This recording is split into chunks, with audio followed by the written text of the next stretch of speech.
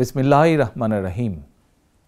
স্বাধীনতা প্রিয়, গণতন্ত্র প্রিয় দেশবাসী, আসসালামু আলাইকুম। 5ই আগস্ট, আজ থেকে ঠিক 1 বছর আগে 2024 সালের এই দিনে ফ্যাসিস্ট বাংলাদেশ ছেড়ে পালিয়েছে। রাহমুক্ত হয়েছে বাংলাদেশ। স্বাধীনতা প্রিয়, গণতন্ত্র প্রিয় জনগণের জন্য দিনটি আনন্দের, দিনটি বিজয়ের। রাহমুক্ত বাংলাদেশের এই দিনটিকে অন্তর্বর্তীকালীন সরকার জুলাই গণ অভ্যুত্থান দিবস হিসেবে ঘোষণা করেছে।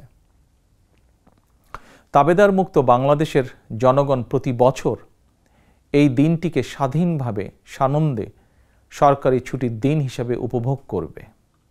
স্বাধীনতা এবং গণতান্ত্রিক রাজনৈতিক অধিকার চর্চার নতুন অঙ্গীকারে উদ্বুদ্ধ হবে। গণতন্ত্র প্রিয় ভাই ও বোনেরা, 21 শতকের এই বাংলাদেশে পলাতক স্বৈরাচার এক বিভীষিকার রাজত্ব কায়েম করেছিল। গুম, খুন, অপহরণ, হামলা, মামলা, নির্যাতন, নিপীড়নকে সাধারণ এবং স্বাভাবিক ঘটনায় রূপান্তর করেছিল। এই ফ্যাসিবাদের বিরুদ্ধে 1.5 দশকেরও বেশি সময় ধরে চলা আন্দোলনের সময় বিএনপি সহ ভিন্ন দল এবং মতের গণতন্ত্রের পক্ষের শক্তির লাখো কোটি নেতাকর্মীর জন্য দেশকে নরকে পরিণত করে রাখা হয়েছিল। শত শত মিথ্যে মামলার কারণে ভিন্ন দল এবং মতের লক্ষ লক্ষ নেতাকর্মী সমর্থকের ঘরবাড়ি ছাড়া করে দেওয়া হয়েছিল। অনেকের পারিবারিক বন্ধন ছিন্ন হয়ে গেছে। গণতন্ত্রকামী মানুষের কণ্ঠ রুদ্ধ করতে পলাতক স্বৈরাচারের নির্দেশে দেশে শত শত গোপন বন্দিখানা, আয়নাঘর বানানো হয়েছিল। সেই আয়নাঘরের অন্ধকার প্রকোষ্ঠে জলজন্ত মানুষকে দিনের পর দিন, রাতের পর রাত, বছরের পর বছর আটকে রাখা হতো। অনেককে চিরতরে গায়েব করে দেওয়া হয়েছে। বিএনপির সাবেক এমপি ইলিয়াস আলী কিংবা কমিশনার চৌধুরী আলমের আজও খোঁজ মেলেনি। বিচার বিভাগ, নির্বাচন কমিশন সহ দেশের সকল সাংবিধানিক বিধিবদ্ধ প্রতিষ্ঠানকে অকার্যকর করে দেওয়া হয়েছিল। সংবিধান উপেক্ষা করে মানুষের ভোটের অধিকার কেড়ে নিয়ে নির্বাচনী ব্যবস্থাকে প্রহসনে পরিণত করা হয়েছিল। দেশকে চিরতরে তাবেদার রাষ্ট্রে পরিণত করতে দেশের শিক্ষা ব্যবস্থাকে বিনষ্ট করার সকল আনুষ্ঠানিকতা প্রায় চূড়ান্ত হয়ে গিয়েছিল। বই খাতা কলমের পরিবর্তে রাজনীতির নামে শিক্ষার্থীদের হাতে তুলে দেওয়া হয়েছিল লগি, বৈঠা, হাতুড়ি বা চাপাতি। বিপর্যস্ত করে দেওয়া হয়েছিল দেশের অর্থনীতি। ব্যাংকগুলোকে দেউলিয়া করে ফেলা হয়েছিল। দেশ থেকে 28 লক্ষ কোটি টাকা পাচার করে বিদেশে পাঠিয়ে দেওয়া হয়েছিল। অন্যায়, অনিয়ম, অনাচার, দুরাচার, লুটপাট দৈনন্দিন চিত্র হয়ে উঠেছিল। দেশে প্রতিষ্ঠিত করা হয়েছিল ব্যক্তিতন্ত্র। তবে শেষ রক্ষা হয়নি দেশের সকল শ্রেণী পেশার মানুষ, ছাত্র জনতা, কৃষক, শ্রমিক, রিক্সা চালক, মুঠে মজুর, গার্মেন্টস কর্মী, হোটেল রেস্তোরাঁ কর্মী, পরিবহন শ্রমিক, সাংবাদিক, বুদ্ধিজীবী, সংস্কৃতি কর্মী, গৃহবধূ, নারী, শিশু, এমনকি আমাদের মায়েরা সকলেই ঐক্যবদ্ধ হয়ে জুলাই আগস্টের গণ অভ্যুত্থানে রাজপথে নেমে এসেছিলেন। গণ অভ্যুত্থান দমনে হেলিকপ্টার থেকে গুলি করেও মানুষ হত্যা করা হয়েছিল। এমনকি কোলের শিশুটি পর্যন্ত রক্ষা পায়নি। শহীদ আবু সাইদ, ওয়াসিম, মুগ্ধ, আমাদের এইসব সাহসী সন্তানদের বুকে গুলি করে হত্যা করা হয়েছে। শুধুমাত্র 2024 সালের জুলাই আগস্টের গণ অভ্যুত্থানে 1,500-এরও বেশি মানুষ শহীদ হয়েছেন। ছাত্র জনতা, কৃষক, শ্রমিক, নারী, শিশু, বৃদ্ধ, সাংবাদিক, শ্রমজীবী, পেশাজীবী, ফ্যাসিস্টের গুলির নিশানা থেকে কাউকেই রেহাই দেওয়া হয়নি। এই অভ্যুত্থানে আহত হয়েছেন কমপক্ষে 30,000 মানুষ। হাত পা, শরীরের অঙ্গ প্রত্যঙ্গ হারিয়ে আমাদের শত শত সন্তান, শত শত ভাই ও বোনেরা চিরতরে পঙ্গু হয়ে গিয়েছেন, কিংবা চোখ হারিয়ে আজীবনের মতন অন্ধ হয়ে গিয়েছেন বহু মানুষ। এজন্যই আমি বলি, 1971 সাল ছিল স্বাধীনতা অর্জনের যুদ্ধ, আর 2024 সাল ছিল স্বাধীনতা রক্ষার যুদ্ধ। 1971 সালে শহীদ মুক্তিযোদ্ধাদেরকে বাংলাদেশ ভোলেনি। 24-এর গণ অভ্যুত্থানে শহীদদেরকেও বাংলাদেশ ভুলবে না।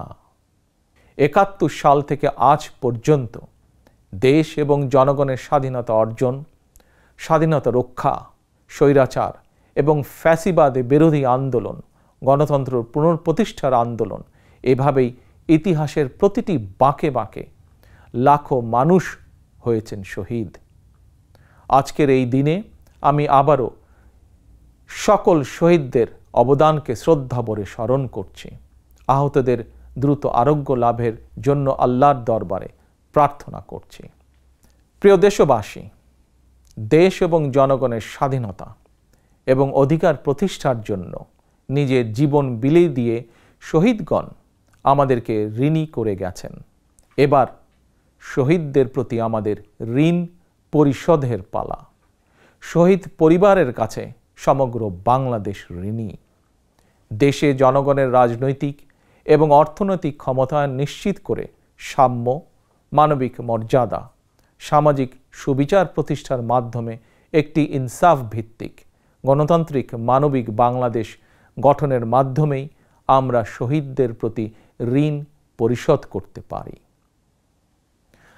স্বাধীনতা প্রিয়, গণতন্ত্র প্রিয় ভাই ও বোনেরা, একটি গণতান্ত্রিক বাংলাদেশ প্রতিষ্ঠার প্রথম এবং প্রধান রাজনৈতিক উদ্যোগ হচ্ছে জনগণের সরাসরি ভোটে জনগণের প্রতি দায়বদ্ধ, জনগণের কাছে জবাবদিহিমূলক একটি রাষ্ট্র এবং সরকার প্রতিষ্ঠা। জনগণের কাছে দায়বদ্ধ একটি সরকার প্রতিষ্ঠার জন্য বর্তমান অন্তর্বর্তীকালীন সরকার কাজ করছে। প্রিয় ভাই বোনেরা, বিগত 1.5 দশকের ফ্যাসিবাদী আন্দোলনের সঙ্গে স্বাধীনতা পরবর্তী 3-3.5 বছরের সময়কাল ছাড়া আর কোনো শাসনামলের তুলনা চলে না। সুতরাং আমি সবাইকে বিনীতভাবে আহ্বান জানাবো, হিটলারের নাৎসিবাদ সম্পর্কে যেমন কেউ গৌরব করে না, পলাতক ফ্যাসিস্ট এর শাসনকাল নিয়েও গৌরব করার কিছুই নেই। ডাকাতি করে কিছু সম্পদ চ্যারিটি করলেও জনগণের চোখে ডাকাত যেমন গ্রহণযোগ্য নয়, তেমনি অন্তর্বর্তীকালীন সরকারের ব্যর্থতা খুঁজতে গিয়ে কৌশলে পলাতক ফ্যাসিস্টদের পক্ষে সাফাই গাওয়াও তেমন গ্রহণযোগ্য হতে পারে না। যারা কৌশলে ফ্যাসিবাদী শাসনের সঙ্গে বর্তমান অন্তর্বর্তীকালীন সরকারের তুলনা করতে চান, তাদেরকে স্মরণ করিয়ে দিয়ে বলতে চাই, 5ই আগস্ট বাংলাদেশে যা ঘটেছে এটি শুধু বাংলাদেশ নয়, বিশ্বের ইতিহাসেও মনে হয় নজিরবিহীন। 5ই আগস্ট গণভবন ছেড়ে ফ্যাসিস্ট পালিয়েছে। সংসদ ভবন রেখে তথাকথিত সাংসদ পালিয়েছে। আদালত ছেড়ে প্রধান বিচারপতি পালিয়েছে। বায়তুল মোকাররম ছেড়ে প্রধান খতিব পালিয়েছে। ক্যাবিনেট ছেড়ে মন্ত্রীরা পালিয়েছে। ফ্যাসিস্টের দোসররা গা ঢাকা দিয়েছে। তবে উদ্বেগের বিষয় হচ্ছে, পলাতক এই ফ্যাসিস্টের চক্রের মনে এখনো কোনো অনুতাপ, অনুশোচনা নেই। প্রিয় ভাই ও বোনেরা, হাজারো শহীদের রত্ন স্নাত রাজপথে ফ্যাসিবাদ বিরোধী অভূতপূর্ব জাতীয় ঐক্য গড়ে উঠেছে। বাংলাদেশে আর কখনোই ফ্যাসিবাদ কায়েম হবে না ইনশাআল্লাহ। কাউকে গণতন্ত্র হত্যা করার সুযোগ দেওয়া হবে না। বাংলাদেশকে আর কখনোই তাবেদার রাষ্ট্রে পরিণত করতে দেওয়া হবে না ইনশাআল্লাহ। আমি মনে করি এসব প্রশ্নে জাতীয় ঐক্য বহাল আছে, থাকবে ইনশাআল্লাহ। ফ্যাসিবাদ মুক্ত বাংলাদেশে যার যার দলীয় আদর্শ এবং লক্ষ্য বাস্তবায়নের ক্ষেত্রে রাজনৈতিক দলগুলোর মধ্যে ইস্যুভিত্তিক ভিন্ন মত থাকবে। এটি বিরোধ নয়, বরং ভিন্ন মত। এটি গণতন্ত্রের সৌন্দর্য। তবে ভিন্ন মত কিংবা বিরোধের মাত্রা যেন ফ্যাসিবাদ, উগ্রবাদ চরমপন্থার উত্থান কিংবা পুনর্বাসনের কারণ না হয়ে দাঁড়ায়, সে ব্যাপারে প্রতিটি রাজনৈতিক দল এবং গণতান্ত্রিকামী জনগণের প্রতি সতর্ক থাকার জন্য বিনীত আহ্বান জানাই। আমি মনে করি প্রতিটি রাজনৈতিক দল যার যার দলীয় কর্মসূচি কিংবা এজেন্ডা নিয়ে জনগণের আদালতে যাবেন। জনগণ কোনটি গ্রহণ করবেন কিংবা কোনটি বর্জন করবেন এটি সম্পূর্ণ জনগণের এখতিয়ার। এভাবেই প্রতিদিনের রাজনৈতিক চর্চার মধ্য দিয়ে রাষ্ট্র জনগণকে শক্তিশালী করে তুলতে হবে। প্রিয় ভাই ও বোনেরা, স্থানীয় সরকার থেকে আরম্ভ করে জাতীয় সংসদ পর্যন্ত প্রতিটি স্তরে জনগণ যখন সরাসরি নিজের পছন্দের প্রার্থীকে নিজের ভোট প্রয়োগ করে প্রতিনিধি নির্বাচন না করবে, সরকার গঠন কিংবা সরকার পরিবর্তনের ক্ষমতা অর্জন করতে না পারবে, ততদিন পর্যন্ত রাষ্ট্র এবং সরকারে জনগণের ক্ষমতা প্রতিষ্ঠিত হবে না। তাই আসুন রাষ্ট্র, সরকার, শাসন, প্রশাসন পরিচালনায় আর প্রতিদিনের কার্যক্রমে জনগণের গণতান্ত্রিক রাজনৈতিক অধিকার চর্চা প্রয়োগের সুযোগ সৃষ্টির মাধ্যমে আমরা জনগণকে রাজনৈতিকভাবে শক্তিশালী করে গড়ে তুলি। জনগণকে শক্তিশালী করে তুলতে না পারলে শেষ পর্যন্ত কোনো কিছুই শক্তিশালী এবং টেকসই হবে না। প্রিয় দেশবাসী, 2024 সালের 5ই আগস্ট বাংলাদেশের ইতিহাসের ঘৃণ্যতম ফ্যাসিস্ট পালিয়ে যাওয়ার পরপরই বীর জনতার উদ্দেশ্যে দেওয়া এক অভিনন্দন বার্তায় আমি বলেছিলাম, বিজয়ের কাছে পরাজিতরা নিরাপদ থাকলে বিজয়ের আনন্দ মহিমান্বিত হয়।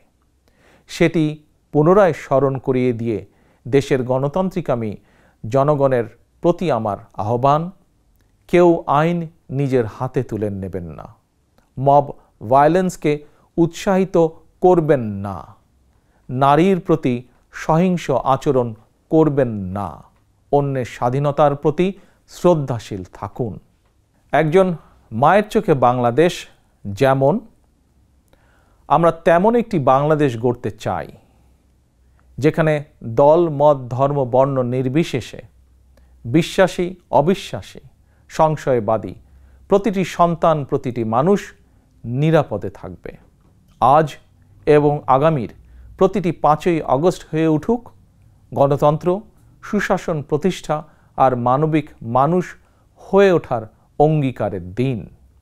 এই সুমহান অঙ্গীকার বাস্তবায়নের দীর্ঘ যাত্রায় আমি এবং আমার দল বিএনপি দেশের সকল গণতান্ত্রিকামী জনগণের সমর্থন এবং সহযোগিতা আশা করছি।